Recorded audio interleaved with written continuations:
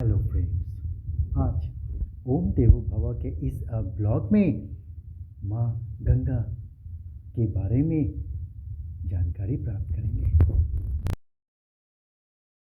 Friends, क्या आपको पता है गंगा नदी भारतीय उप महाद्वीप के मैदानी इलाकों की एक महान नदी है।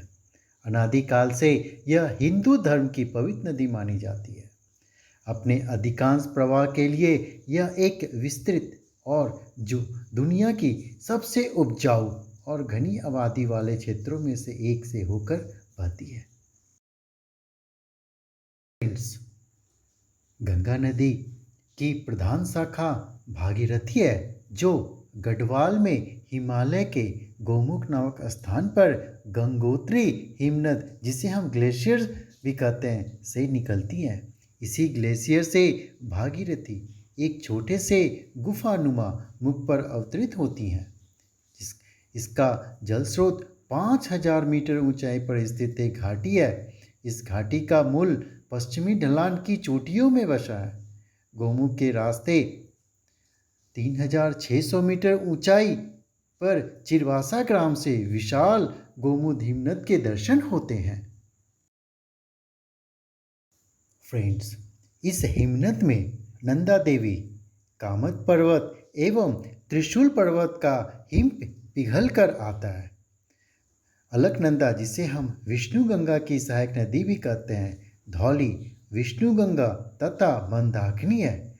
धौली गंगा का अलकनंदा से विष्णु प्रयाग में संगम होता है, जो 1372 मीटर की ऊंचाई पर स्थित है। फिर 2805 मीटर ऊंचे नंदन प्रयाग में अलकनंदा का नंदा दाकिनी नदी से संगम होता है। फ्रेंड्स, इसके बाद कर्णप्रयाग में अलकनंदा का कर्णगंगा से संगम होता है। फिर ऋषिकेश से 139 किलोमीटर दूर स्थित रुद्रप्रयाग में अलकनंदा मंदाकिनी से मिलती है। इसके बाद भागीरथी व अलकनंदा 1500 फीट पर स्थित देवप्रयाग में संगम करती है। यहाँ से यह सम्मिलित जलधारा गंगा नदी के नाम से आगे प्रवाहित होती है। इन 5 प्रयागों को सम्मिलित रूप से पंच प्रयाग कहा जाता है। इस प्रकार 200 किलोमीटर का सकरा पहाड़ी रास्ता तय करके गंगा नदी ऋषिकेश होते हुए प्रथम बार मैदानों का स्पर्श हरिद्वार में करती हैं। जय श्री गंगे।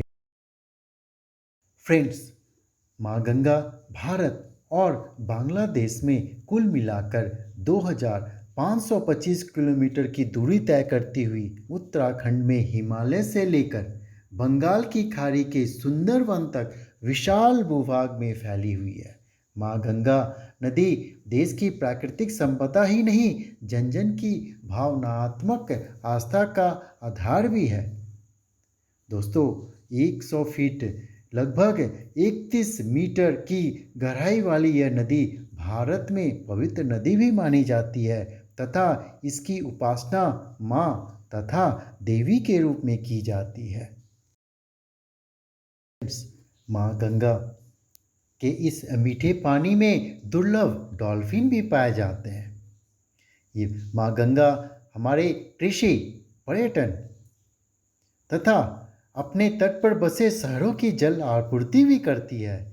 इसके तट पर विकसित धार्मिक स्थल और तीर्थ भारतीय सामाजिक व्यवस्था के विशेष अंग हैं।